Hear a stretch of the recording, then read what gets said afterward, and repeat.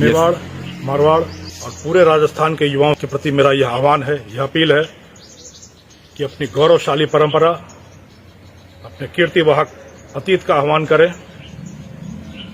मेवाड़ मारवाड़ वह धरती रही है जो कभी अधीर नहीं हुई। यह शूरवीरों की धरती है, अधीरों की धरती नहीं है।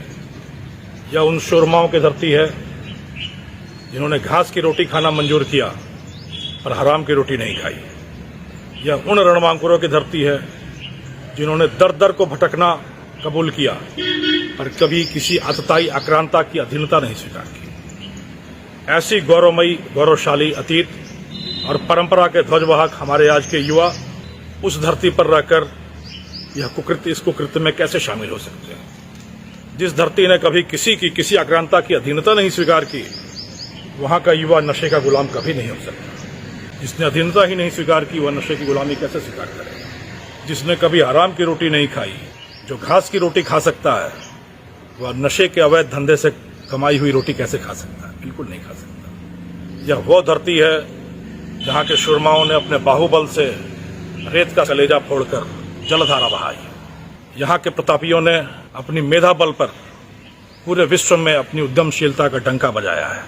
वहाँ का युवा कभी भी नशे की ओर न प्रवृत्त हो सकता है, न इस नशे के शॉर्टकट को अपनाकर अपनी आजीविका चला सकता है। यह कदापि नहीं हो सकता।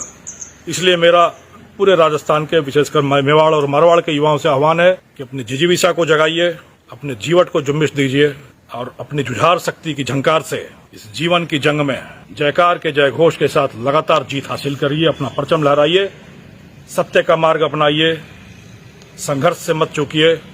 सफलता आपके कदमों में होगी, सफलता आप पे सर चढ़कर बोलेगी।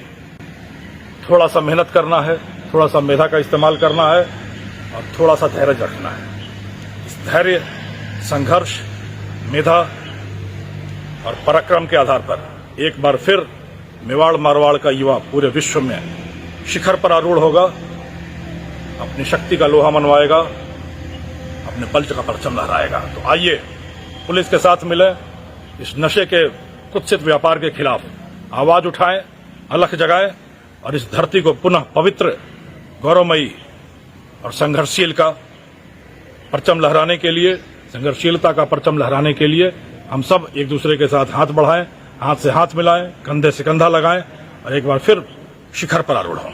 धन्यवाद।